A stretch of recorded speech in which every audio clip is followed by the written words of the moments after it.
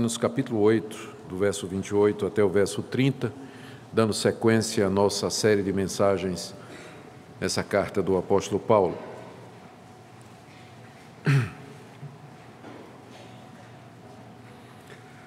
Romanos capítulo 8, de 28 a 30, diz a palavra de Deus: Sabemos que todas as coisas cooperam para o bem daqueles que amam a Deus, daqueles que são chamados segundo o seu propósito.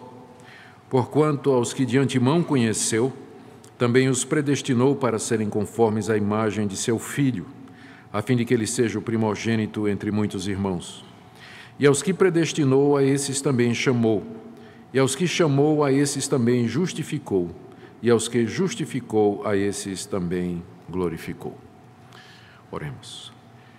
Pedimos ao Pai que Tu nos deis entendimento na Tua palavra, que ela fale ao nosso coração. Estamos diante de verdades profundas que tratam da realidade última da nossa existência e do nosso futuro eterno. Pedimos, pois, que essa compreensão seja usada por Ti no cumprimento do Teu propósito para abençoar o Teu povo, consolar os aflitos, animar os desesperançados, fortalecer os fracos, despertar os que dormem e salvar pecadores. Pedimos, ó Deus, que Tu apliques a palavra conforme Teu querer. Em nome de Jesus. Amém. Queridos, a mensagem anterior, que focou nos versos 26 e 27, nós vimos como o apóstolo Paulo ensinou que o Espírito Santo de Deus intercede por nós com gemidos inexprimíveis, por causa da nossa fraqueza, da nossa limitação, tanto porque nós somos criaturas, como também pelo fato de que nós somos pecadores. E como parte da nossa fraqueza, Paulo diz que nós não sabemos orar como convém, nós não sabemos o que pedir a Deus e nós não sabemos como pedir a Deus. Por isso Deus enviou o Espírito Santo que habita em nós e que intercede por nós diante de Deus. E Ele faz isso tão intensamente que Paulo descreve como sendo com gemidos inexprimíveis, com gemidos que não encontram expressão em palavras humanas. Tal é o amor de Deus por nós e tal a nossa necessidade de ajuda. E essa intercessão do Espírito Santo por nós, ela, na verdade, faz parte do projeto ou do plano maior de Deus de fazer com que não somente a intercessão do Espírito, mas todas as coisas cooperem para o nosso bem, é o que ele diz no verso 28. No verso 26 e 27, o Espírito Santo intercede por nós. Do 28 em diante, Paulo diz que essa intercessão faz parte do plano de Deus, que é nos fazer o bem, fazer com que tudo trabalhe em conjunto, promovendo o bem daqueles que amam a Deus, e que isso é alguma coisa que Deus traçou desde a eternidade e que haverá de consumar no final dos tempos, no final da história desse mundo, como nós a compreendemos. Hoje à noite, então, eu queria focar em 3 pontos que estão aqui no verso 28 e que são explicados em 29 e 30. Primeiro, o que é esse bem que o apóstolo Paulo menciona aqui? Todas as coisas cooperam para o bem. Segundo, de que maneira estas coisas cooperam para o bem? De que forma Deus faz com que tudo coopere para o bem? E terceiro, quem são estas pessoas a que Paulo se refere dizendo que todas as coisas cooperam para o bem daqueles que amam a Deus? Ou seja, isso só acontece para aqueles que amam a Deus. Então, quem são estes que amam a Deus? Como nós podemos identificá-los e, na verdade, posso eu me identificar como sendo um desses? E quais são os critérios para isso? Qual é a descrição que Paulo dá aqui dessas pessoas que são alvo dessa ação maravilhosa de Deus? E no final, farei uma aplicação com o objetivo de encorajar os irmãos e que nós tenhamos graça e misericórdia para enfrentar a semana que começa hoje. Muito bem, em primeiro lugar, o que é esse bem a que Paulo se refere aqui no verso 28, quando ele diz que todas as coisas cooperam para o bem dos que amam a Deus? Que bem é esse? Bem, vou começar dizendo o que não é. Paulo aqui não está falando de um final feliz. Às vezes as pessoas leem essa passagem e vem imediatamente na cabeça aquela ideia de que Todas as coisas, as certas e as erradas, as boas e as ruins, vão cooperar para o meu bem. Bem aqui entendido como um final feliz, e todos foram felizes para sempre. Mas não é disso que Paulo está falando aqui, porque nós sabemos que muitos servos de Deus, eles não tiveram um final feliz. Pergunta a João Batista, pergunte ao apóstolo Paulo como é que a história deles terminou. Não foi um final feliz. Então, nem sempre os que amam a Deus aqui nesse mundo, eles têm o privilégio de experimentar os confortos que essa vida oferece, coisas boas, coisas gostosas e um final maravilhoso. O bem aqui é outra coisa. O bem aqui deve ser entendido à luz do contexto como sendo a conformidade nossa com Jesus Cristo. Veja aqui no verso 28, depois de dizer que todas as coisas cooperam para o bem daqueles que amam a Deus, ele diz, porque Deus, na eternidade, nos conheceu e nos predestinou para sermos conformes à imagem do seu Filho Jesus. Ou seja, o bem a que Paulo se refere no verso 28 é sermos conformes Jesus Cristo é sermos como Jesus Cristo é. É isso que Paulo coloca como sendo o bem supremo dessa vida, superior a todos os tesouros, superior a todas as posses, a todos os prazeres que porventura nós possamos ter aqui nessa vida. É isso, ou é com esse alvo que Deus trabalha, fazendo com que tudo coopere para que ele seja alcançado. O bem aqui é ser parecido, é ser semelhante a Jesus Cristo. O Senhor Jesus ressuscitou dos mortos com um corpo imortal, um corpo glorificado, um corpo perfeito. Ele subiu aos céus, está na presença do Pai, cheio de alegria, na plenitude da felicidade, na glória eterna, aguardando por nós. O maior bem que Deus pode dar a uma pessoa é fazer com que essa pessoa seja como Cristo é. É esse o bem aqui. Note que no verso 29, quando Paulo diz que Deus nos predestinou para sermos conforme a imagem do seu Filho, Jesus Cristo, ele logo acrescenta, para que ele seja o primogênito entre muitos irmãos, ou seja, para que ele seja o irmão mais velho de uma família. Essa família, essa irmandade que é mencionada no verso 29, é a nova humanidade que Deus está criando de dentro dessa humanidade caída, que caiu em Adão. Assim como a humanidade toda caiu em Adão, que era o cabeça da raça. Quando Adão caiu, todos nós caímos, vimos isso no capítulo 5, na sequência de exposições. Assim também Deus mandou um outro Adão, que é Jesus Cristo. E unido a ele, Deus está trazendo uma nova raça, uma nova humanidade. Então, ser igual a Cristo, ser como Cristo é o bem maior, é o destino último e final que Deus tem para aqueles que o amam. Esse é o bem que é referido aqui. E esse processo de fazer com que nós cheguemos à conformidade plena com o Senhor Jesus, ele começou na eternidade. Veja que Paulo diz aqui no verso 29, ele diz que Deus de antemão conheceu e predestinou, continuou no tempo aqui desse mundo, porque esses que Deus conheceu e predestinou, Paulo diz aqui no verso 30, que ele chamou e justificou, e vai terminar no final dos tempos, quando Paulo se refere aqui à glória, a esses também Deus glorificou.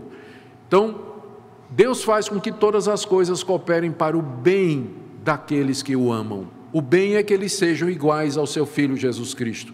E Deus começou a fazer isso, planejar e executar isso lá na eternidade, quando Ele conheceu estas pessoas, quando Ele predestinou essas pessoas, quando Ele no tempo e no espaço chamou essas pessoas, justificou essas pessoas e finalmente haverá de glorificá-las, que é esse objetivo maior. Se vocês querem entender, se nós queremos entender o que é que esse bem representa, talvez quem melhor possa explicar é o apóstolo Paulo mesmo, né? Porque no capítulo 8, de 18 a 25, pelo menos 3 vezes ele menciona o que é esse bem. No verso 18 ele diz assim: eu tenho por certo que os sofrimentos desse tempo presente não podem ser comparados com a glória a ser revelada em nós. Então essa glória que vai ser revelada em nós aqui sendo aqueles que amam a Deus, ela é superior aos sofrimentos desse mundo. É esse o bem que Deus tem para nós. No verso 21, Paulo diz aqui que a criação está gemendo, na esperança de que ela sairá redimida do cativeiro da corrupção para a liberdade da glória dos filhos de Deus. Então, essa liberdade do pecado e da corrupção, que constitui a glória dos filhos de Deus, é o bem que Deus planejou para nós. Ou ainda, nas palavras de Paulo no verso 23, quando ele diz que nós que temos as primícias do Espírito Santo, nós também gememos em nosso íntimo, aguardando a adoção de filhos. Aí ele explica o que é a redenção do nosso corpo. Quando esse nosso corpo será redimido, ele será transformado, será glorificado e será um corpo igual ao corpo de Jesus Cristo. Então, é esse o bem de que Paulo fala no verso 28, quando ele diz que todas as coisas cooperam para o bem daqueles que amam a Deus. É esse bem aqui. E ele é superior a qualquer bem terreno, é superior a qualquer coisa aqui nesse mundo. Eu não estou negando que Deus aqui nesse mundo, ele dá coisas boas para nós. Ele dá coisas boas para nós, e às vezes a gente nem compreende que aquilo que Ele está nos dando é uma coisa boa, a não ser depois de algum tempo, não é? Quando acontece a gente pensa que é uma coisa ruim, mas depois a gente percebe que é uma coisa boa, como aquele jovem que queria ser missionário na África, e orou muito pedindo a Deus para ser missionário na África, e havia muitas dificuldades. Finalmente teve uma agência lá, missionária, que resolveu dar uma oportunidade para o rapaz, e mandaram ele lá para o interior da África para pregar o evangelho numa tribo nova, que ninguém sabia direito o que era. Aí o rapaz atravessou vales, montanhas, florestas e rios, a dificuldade, não tinha caminho, acampando no meio do mato. Finalmente, um dia ele abre os olhos, ele está lá na clareira onde está a tribo. E ele olha, só vê as caveiras, era uma tribo de canibal, antropófago, comedor de carne humana. Ele virou para correr, os cabas pegaram. Próxima cena, o nosso jovem missionário amarrado num poste, no meio da aldeia, na frente dele aquele caldeirão assim, né, fervendo de água, e o cozinheiro da tribo com a faca, uma peixeira de 14 polegadas, descascando o legume e olhando para ele, né? Então, ninguém precisa perguntar qual vai ser o cardápio, né, do jantar, né? Todo mundo já sabe quem vai ser o jantar. E o moço desesperado orando, Senhor, quando eu pedi para ser missionário, não era bem isso que eu tinha em mente e tal. E, de repente, o chefe da aldeia, ele tem uma inspiração. Ele chama o cozinheiro e diz, ô, cozinheiro, traz uma amostra aí da carne desse cidadão para ver se é boa. O cozinheiro vai lá, pega a peixeira, olha para o rapaz e diz, vou tirar aqui da panturrilha, da batata da perna. Aí pega e tira o filé. Aí traz para o chefe. Aí o chefe, que carne horrível, nunca comi uma carne tão ruim na minha vida. Solta esse homem, a carne dele não presta. Próxima cena é o missionário correndo no mato, voltando para casa, dizendo, oh Deus, agora eu sei porque é que o Senhor me deu essa perna de borracha. Graças a Deus, né?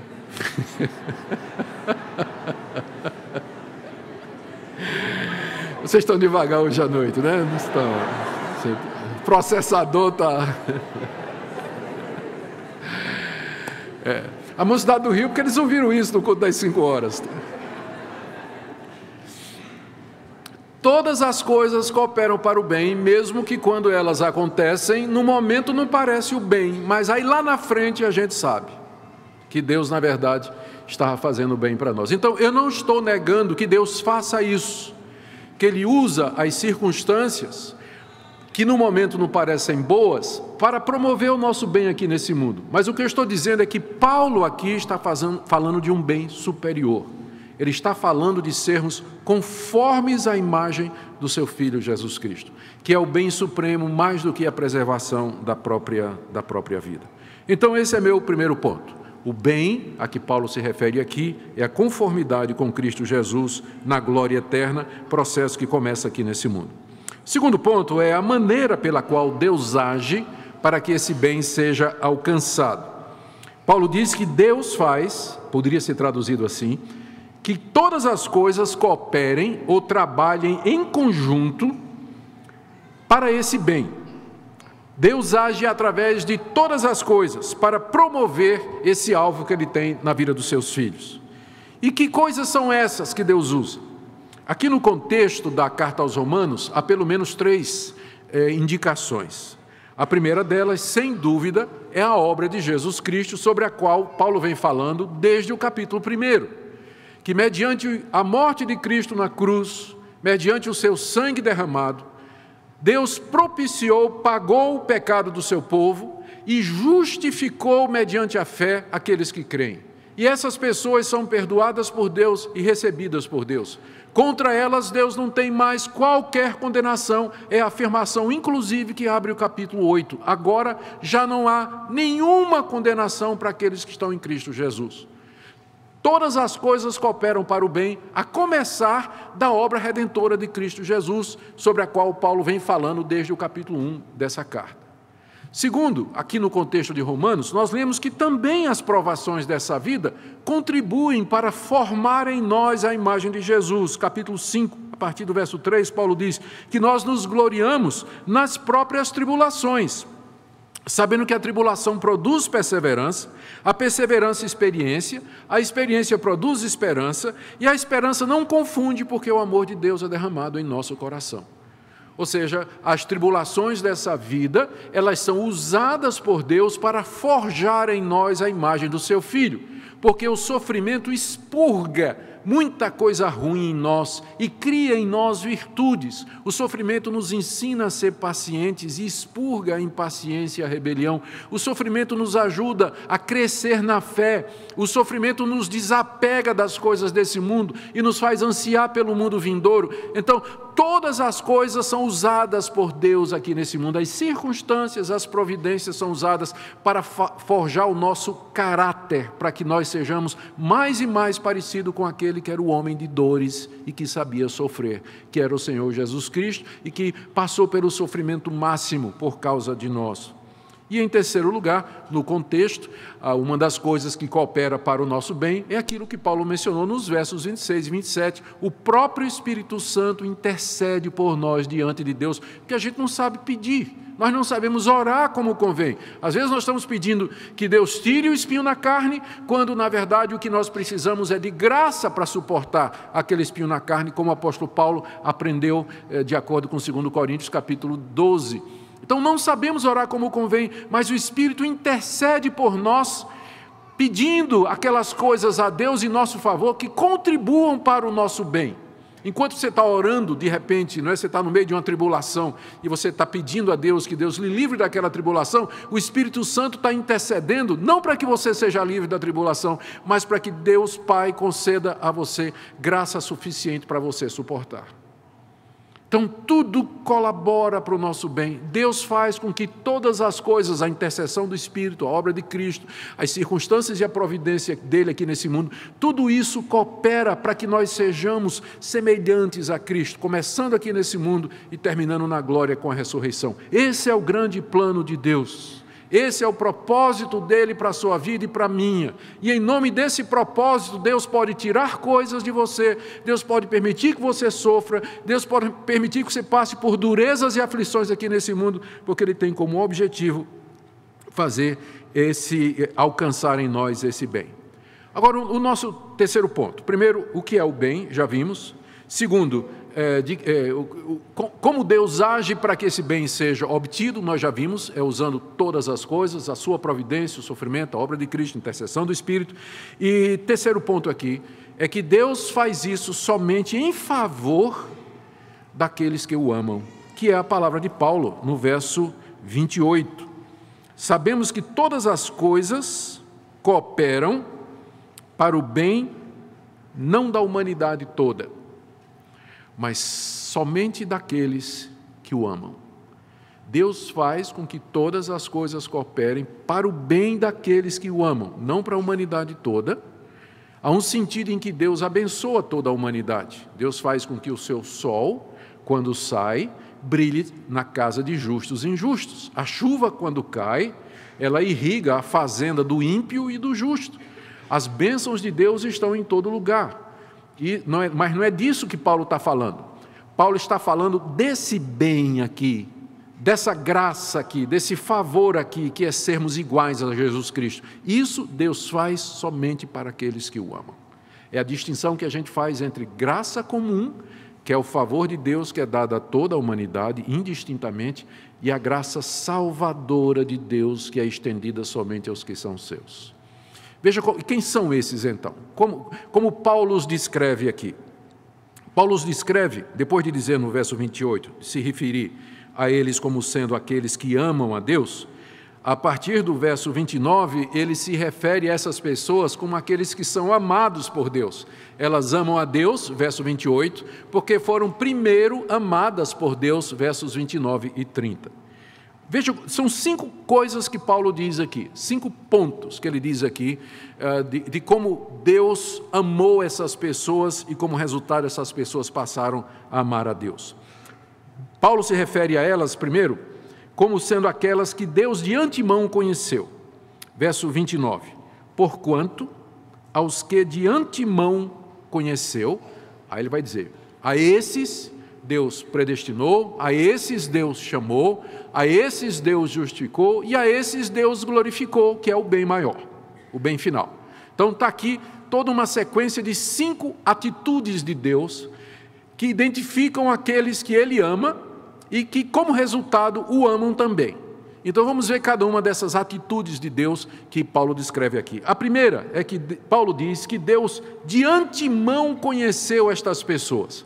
A interpretação mais popular dessa passagem é que Deus lá na eternidade, Ele anteviu, Deus previu na sua onisciência quais seriam aquelas pessoas de entre a humanidade que tomariam uma decisão voluntária de aceitar o Evangelho e aceitar a Jesus e ser salvos. Então Deus previu, na presciência dele, Deus viu antes e Deus disse, bom, aqueles que vão aceitar Jesus de livre e espontânea vontade, esses então eu vou predestinar para serem o meu povo e eu vou fazer com que tudo colabore para o bem deles. Mas essa interpretação, ela não se sustenta, porque conhecer, tanto no Antigo Testamento como no Novo, é mais do que simplesmente tomar conhecimento dos atos ou das escolhas de pessoas. Há esse verbo conhecer, ou o conceito de conhecer, tanto no Antigo como no Novo Testamento, envolve um relacionamento íntimo, é um conhecimento pessoal de pessoas e não da decisão delas.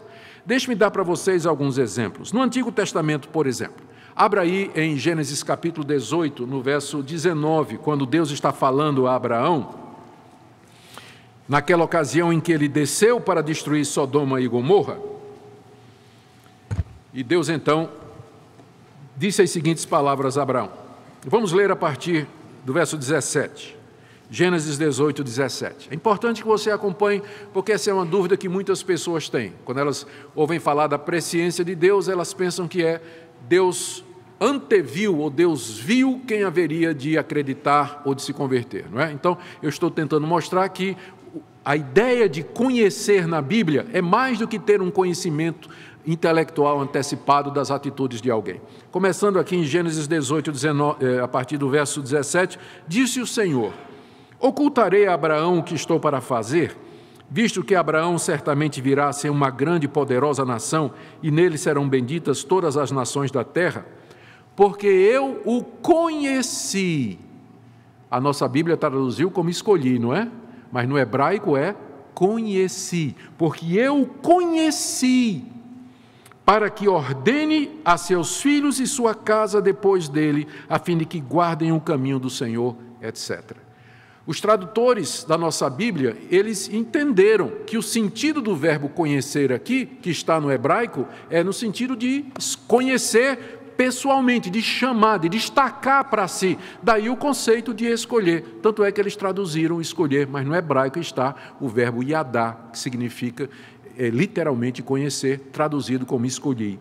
Ou você pode ver a mesma coisa em Amós, capítulo 3, verso 2. Amós é um dos profetas menores. A vantagem de você decorar os livros da Bíblia é exatamente essa, não é? Daniel, Ezequiel, Daniel, Oséias, Joel, Amós. Obadias, Jonas, Miqueias, Naum, Abacuque, Sofonias, Ageu, Zacarias. Então, quando você tem de cabeça, fica mais fácil, mas eu já me perdi aqui. Amós, Naum, Abacuque, Sofonias, Ageu. Já passou, Amós é antes. Obadias, Jonas, Miqueias, Naum, Amós. Capítulo 3, vamos ler a partir do verso 1. Eu não quero chegar ao ponto e dizer assim, abra aí na página tal, né? É bom a gente decorar a sequência do... Capítulo 3, versos 1 e 2. Ouvi a palavra que o Senhor fala contra vós outros, filhos de Israel, contra toda a família que ele fez subir da terra do Egito, dizendo, agora presta atenção no verso 2, de todas as famílias da terra, somente a vós outros vos conheci. Está no hebraico, é o mesmo verbo, só que os nossos tradutores traduziram como escolhi, porque é esse o sentido. Deus conhece no sentido de que Deus toma conhecimento íntimo, se aproxima e chama. Daí a ideia de escolha. Você vai ver a mesma coisa no Novo Testamento, como a ideia de conhecer no Novo Testamento é mais do que conhecimento intelectual apenas. Abra aí em Mateus, capítulo 1, verso 25, é a história de José e Maria, o nascimento de Jesus. Mateus 1, versos 24 e 25. Despertado José do sono, fez como lhe ordenara o anjo do Senhor e recebeu sua mulher, Maria. Contudo, não a conheceu, enquanto ela não deu à luz um filho, a quem pôs o nome de Jesus. É óbvio que conhecer aqui é ter relações sexuais. Mas qual foi o verbo que foi colocado aqui? Conhecer, porque ele indica exatamente isso, um conhecimento íntimo, uma aproximação. Daí, na hora, em vez de dizer assim, e José não teve relações com Maria, antes dela dar à luz o filho Jesus Cristo, então Mateus disse assim, José não conheceu Maria, quer dizer, conhecer como esposa, não é? Ou seja, ter relacionamento sexual íntimo com ela. Ou, outro exemplo aqui, em Romanos capítulo 11, verso 22, o próprio apóstolo Paulo, nessa mesma carta que nós estamos estudando, ele usa o verbo conhecer aqui, a expressão é similar à que nós estamos vendo no capítulo 8, verso 29. Vamos ler capítulo 11, 1 e 2 de Romanos. Pergunto, pois, terá Deus porventura rejeitado o seu povo? De modo nenhum, porque eu também sou israelita da descendência de Abraão, da tribo de Benjamim. Agora preste atenção aqui no verso 2.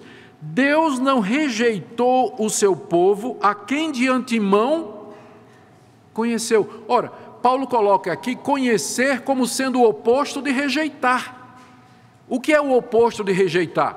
Aceitar, querer, amar, obter, preservar. Então, é óbvio que a palavra conhecer, como ela é usada tanto no hebraico quanto no grego, tem um sentido muito além de simplesmente tomar conhecimento intelectualmente, mas tem a ideia de experiência, contato, intimidade. E é nesse sentido, então, que eu estou dizendo a vocês que Paulo está usando o verbo aqui, voltando agora em Romanos capítulo 8, verso 29, quando ele diz assim, portanto, os que de antemão conheceu, ou seja, aquelas pessoas que desde a eternidade Deus escolheu, porque amou, porque quis. É um conhecimento íntimo, não é simplesmente que Deus assim soube que um dia elas existiriam e tomariam uma decisão por Jesus Cristo. Tanto é que a nova tradução na linguagem de hoje, que é uma das versões populares que tem hoje da Bíblia, ela já traduz essa passagem como sendo escolhidos. Ela já traz escolhidos. Os que de antemão escolheu. Porque essa é a ideia do verbo conhecer aqui. É a escolha soberana de Deus. Não tem nada de presciência do tipo assim, Deus anteviu. Ah, pastor, mas a palavra presciência não aparece na Bíblia. Aparece, por exemplo, em Atos, se quiser ver. Vamos ver aqui, Atos capítulo 2, verso 23. Quando o apóstolo Paulo diz assim, vamos ler do verso 22. Varões israelitas, atendei a estas palavras. Jesus o Nazareno, varão aprovado por Deus diante de vós, com milagres, prodígios e sinais, os quais o próprio Deus realizou por intermédio dele entre vós, como vós mesmos sabeis. Aí ele diz, sendo este Jesus entregue a vocês, para que vocês o matassem, pelo determinado desígnio e presciência de Deus, vós o matastes, crucificando por mãos de iníquos. Aqui está muito claro que o desígnio, que é o propósito, a intenção, e a presciência de Deus são uma e a mesma coisa. De acordo com determinado desígnio e presciência de Deus. O "e" aqui, que junta desígnio e presciência, não está simplesmente, não está funcionando como uma conjunção aditiva, adicionando mais sentidos a um sentido dado, mas ela funciona como uma conjunção explicativa, que no grego a gente chama de rendíades. Tipo assim, Deus deu à igreja pastores e mestres. Não são duas coisas diferentes. Paulo, quando diz isso em Efésios 4:11, ele está dizendo, Deus deu à igreja pastores que também são mestres. Então aqui é a mesma coisa, desígnio e presciência é a mesma coisa e se refere ao propósito eletivo, salvador e determinante de Deus. Romanos 8:29, vamos voltar para lá, porque eu acho que nós estamos agora no caminho correto para entender o resto da sequência, que só faz sentido se isso aqui ficar muito claro. 29, então, nós temos o primeiro elo da corrente. Os que de antemão conheceu. O que é que Deus fez com esses a quem Ele de antemão conheceu, amou, escolheu, chamou para si de entre a humanidade perdida? Paulo diz aqui que a estes Deus predestinou, é o segundo elo, é a segunda etapa, a segunda atitude. Deus os predestinou para serem conformes à imagem de seu Filho, a fim de que ele seja o primogênito entre muitos irmãos. Predestinar não é difícil você entender o significado, o nome fala por si, é você dar um destino antecipado a alguém. Na eternidade, antes que houvéssemos nascido, antes de Deus haver criado o mundo, Ele predestinou estes que Ele escolheu, estes que Ele conheceu e amou, Ele os predestinou para serem conformes à imagem do seu Filho, Jesus Cristo, para que eles fossem iguais a Jesus Cristo, para que Cristo fosse o primogênito entre muitos irmãos. E aqui você tem a resposta para aquela objeção que geralmente as pessoas levantam, tipo assim, ele ouviu falar de eleição e predestinação, elas já vão dizendo, isso não é coisa de Deus. Por quê? Não, porque se a pessoa sabe que ela está predestinada, que ela está eleita, ela vai afrouxar. Ela vai viver de qualquer maneira, porque ela não foi predestinada. Se ela foi predestinada, ela vai ser salva. Então, ela pode viver de qualquer jeito, de qualquer maneira, viver no pecado, ir para a farra, para a balada, para a droga, pornografia, o que for, ir para a cama com o namorado, né? Foi predestinado por Deus, vai ser salvo de qualquer maneira. Alto lá. Você não está entendendo nada de predestinação. Toda vez que a Bíblia fala de eleição e predestinação, diz com que propósito Deus nos elegeu e predestinou para sermos iguais a Jesus Cristo. Se você não é ao menos parecido com Ele, se as suas atitudes não são as atitudes de Jesus Cristo, qual é a certeza que você pode ter de que você foi eleito? E que você faz parte desses que Deus amou e conheceu antes da fundação do mundo? Porque Ele conheceu essas pessoas e as predestinou para serem iguais a Jesus Cristo. Se não há nada de Cristo na sua vida, então qual é o sinal, qual é a evidência de que você está no meio desse povo? Nenhuma. Então, gente do tipo assim, não, eu estou eleito, estou predestinado, e vive na baderna, ele está predestinado para outra coisa, mas não para ser conforme a imagem do Filho de Deus. Porque a predestinação é para isso, e Deus começa a realizar esse propósito aqui nesse mundo. À medida que Ele nos ensina a rejeitar o pecado, a desobediência e a incredulidade, e a viver uma vida reta e santa diante dEle. É claro que isso é um processo que vai terminar na glória, mas ele começa aqui agora. A predestinação é para isso, para Deus ter um povo santo, e não pessoas que professam o nome de Deus, mas negam com suas atitudes e com suas ações no dia a dia. Ele nos predestinou, é a segunda parte, né? Primeiro, ele conheceu de antemão, já vimos o que é que isso significa. Depois ele predestinou, isso aqui está na eternidade. E agora, esses que Deus conheceu e predestinou, verso 30, a esses ele também chamou. Verso 30, os que predestinou, a esses também chamou. Deus só chama a quem ele predestinou. Os outros, eles são chamados no sentido genérico. O evangelho é pregado ao mundo todo. Nós ouvimos aqui do esforço missionário dessa igreja e dos missionários que são sustentados por ela. Esses missionários vão a todas as nações e a todos os povos chamar essas nações a que creiam em Jesus Cristo e se arrependam dos seus pecados. Então, esse chamado é um chamado que pode ser resistido, e tem sido resistido. Não poucas vezes esses missionários são expulsos, são apedrejados, Nas grandes cidades, os pregadores também são rejeitados. O próprio apóstolo Paulo vivia apanhando de cidade em cidade, era apedrejado, escorraçado pelos seus contemporâneos. Então existe um chamado geral que é feito pela pregação do Evangelho para o ouvido externo, que todos ouvem, todos escutam. E quem quiser pode rejeitar isso aí. Mas esse chamado aqui que Paulo está falando é um chamado no ouvido interno do coração e que é feito somente naqueles que Deus amou, escolheu e predestinou. E esse é um chamado irresistível. Quando Deus chama no coração, lá dentro a pessoa vem. Mas ela vem, mas vem ligeirinho.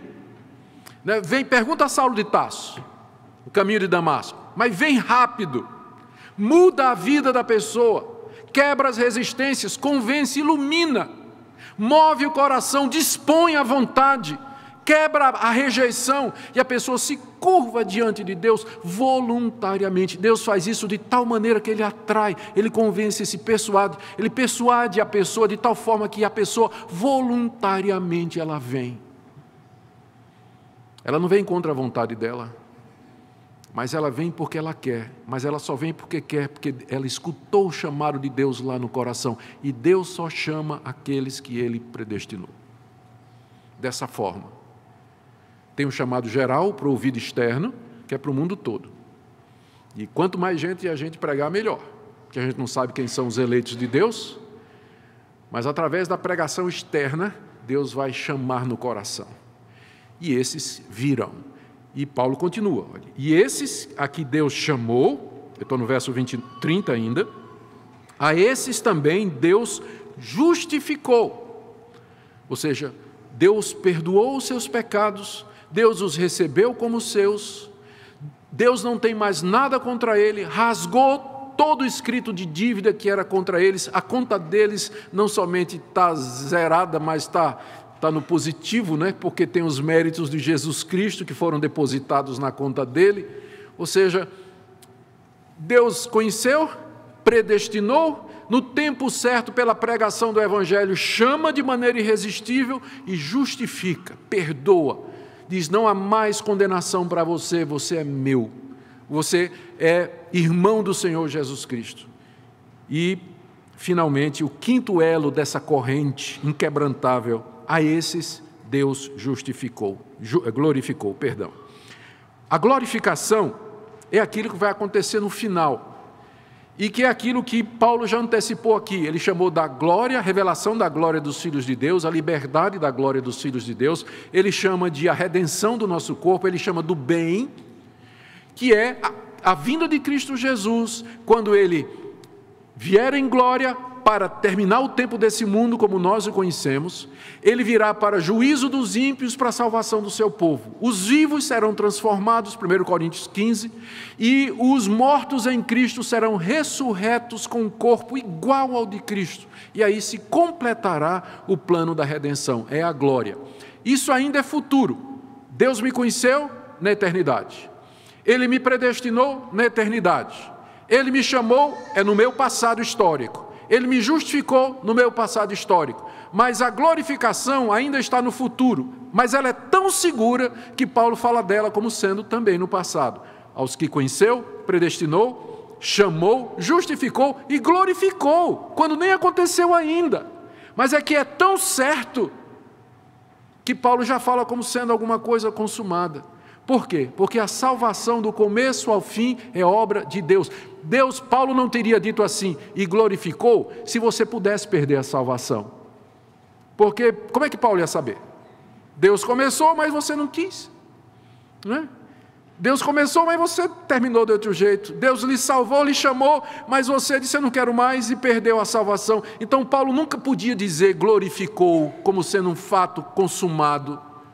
Mas por que Paulo pode se referir à salvação final como sendo já terminada? Porque a salvação do começo ao fim é obra de Deus.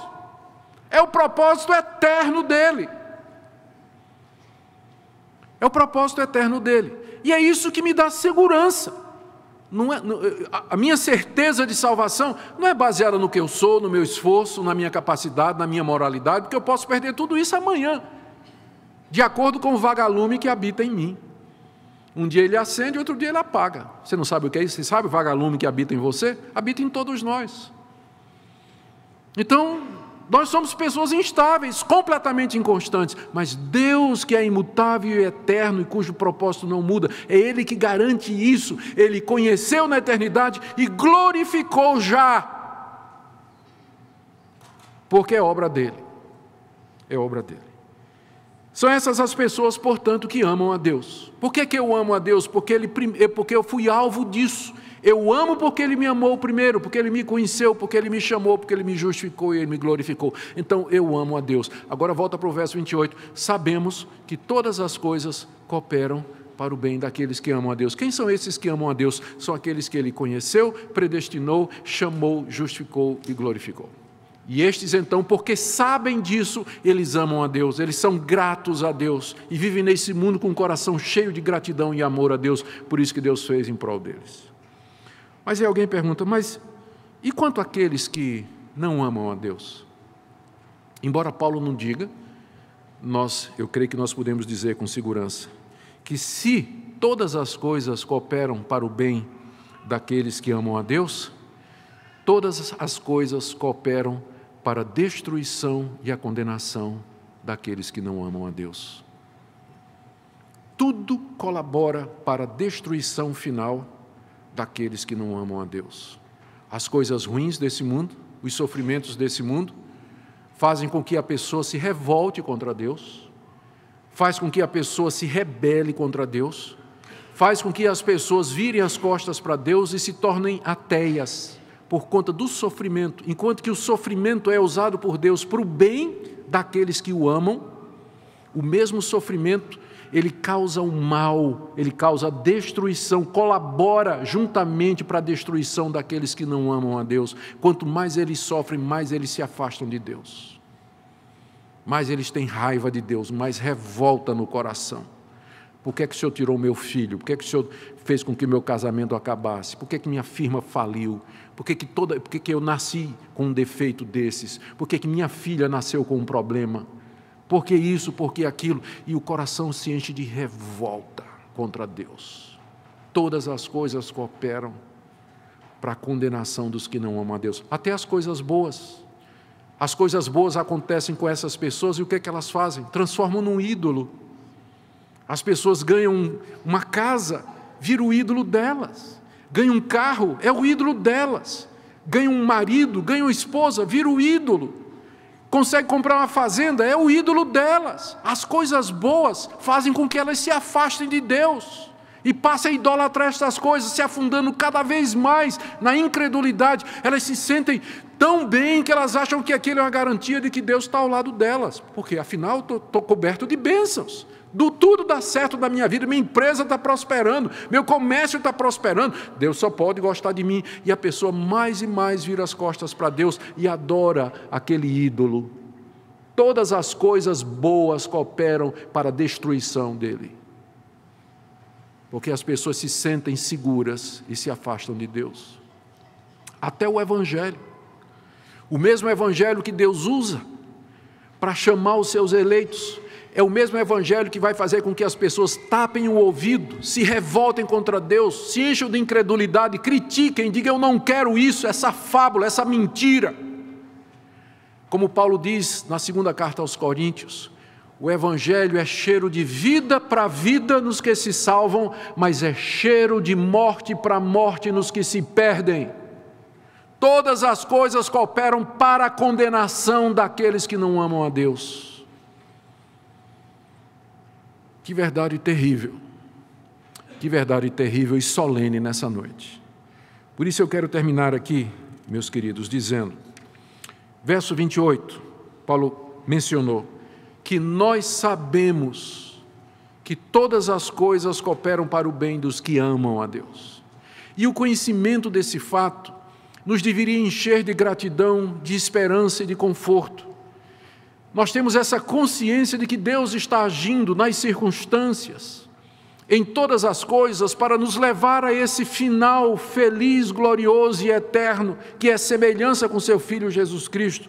Por isso pode me faltar o que for, pode me faltar integridade física, saúde, pode me faltar recursos financeiros, pode me faltar amigos, pode me faltar qualquer uma daquelas condições básicas para a vida, mas eu sei que Deus está, todas estas coisas são instrumentos de Deus para o bem maior, essa glória que vai ser revelada e diante da qual os sofrimentos desse mundo não podem nem se comparar, não são nada, diante da glória que Deus está preparando para mim. Quem tem consciência disso, vive melhor. Quem sabe dessas coisas, como Paulo diz aqui, ele vive em paz no meio das tribulações, ele enfrenta as dificuldades nessa vida. Esse mundo é um vale de lágrimas, irmãos. A criação geme, marcada pelo pecado e pela corrupção. E como é que nós enfrentamos isso? Qual é a nossa esperança? A nossa única esperança é essa, é saber de que Deus em Cristo Jesus faz que tudo isso colabore para o meu bem. E eu posso não entender às vezes como aquele missionário, quando teve um acidente, perdeu a perna e ganhou uma prótese. Eu posso não entender na hora, mas eu sei que mesmo que eu não entendendo agora, Deus está no comando. Eu não preciso entender, eu só preciso confiar que Ele está no comando, que todas as coisas cooperam para o meu bem. E quando eu tenho essa consciência, então eu posso viver aqui nesse mundo. Talvez você esteja aqui essa noite e você não tenha essa convicção. Você não sabe isso, você não experimentou isso. Você não sente que você ama a Deus. E você pergunta, eu faço parte desse povo? Eu faço parte desse grupo que Deus amou, que Deus conheceu, chamou e justificou e glorificou? O local onde você vai encontrar a resposta não é olhando para dentro do seu coração, mas a resposta está na cruz. É para lá que você deve olhar. Olhe para o Senhor Jesus pendurado na cruz. Se você pode confiar nele, se você pode crer que Ele morreu pelos pecados e o que Ele fez na cruz é suficiente para justificar pecadores, se você deseja perdão dos seus pecados e você quer confiar somente em Cristo Jesus, então não receie, venha. E Cristo receberá você. Isso já é o chamado interno do Espírito Santo. Quando você é despertado para essas coisas, quando você tem interesse nessas coisas, quando você diz, meu Deus, eu quero isso, eu preciso disso, isso já é o Espírito de Deus chamando você no seu coração. Portanto, ouça o que o Espírito Santo está dizendo a você nessa noite. E que Deus tenha misericórdia e compaixão da sua vida. E que Ele se apresente a você de maneira tal, de maneira tão irresistível, que não lhe reste outra saída a não ser se curvar diante dEle e dizer, eu creio no Teu Filho Jesus, eu creio no Teu poder e no Teu propósito de me fazer o bem. Que Deus assim aplique a sua palavra nos nossos corações nessa noite, irmãos, que Ele conforte e console o coração dos que sofrem, sabendo isso, que todas as coisas cooperam para o bem daqueles que amam a Deus. Oremos. Ó Deus, eu peço que Teu Espírito Santo aplique essa palavra no coração de todos que me ouvem nessa noite, trazendo conforto e consolo ao Teu povo, aos que sofrem, os que estão sozinhos, os que se sentem, Senhor, oprimidos, que eles possam ver o quadro maior, que há um Deus que comanda as circunstâncias e que faz com que tudo trabalhe em conjunto para o nosso bem. Eu oro por aqueles que estão aqui nessa noite que ainda não têm essa certeza, mas que desejam. Ó Deus, atrai-os, revela-te a eles de uma forma irresistível, de forma que eles com segurança possam se chegar a Ti. Eu oro por aqueles que estão aqui nessa noite que não Te amam, aqueles que não Te buscam de verdade e que estão com o coração preso às coisas dessa vida, que têm ídolos nos seus corações. Ó Deus, faze-os ver a terrível situação em que se encontram, que estas coisas a que eles se apegam, na verdade, colaboram para a destruição deles. Que eles possam abrir os olhos enquanto podem, ó Deus, tem misericórdia e chama-os na Tua graça. É o que pedimos em nome de Jesus. Amém.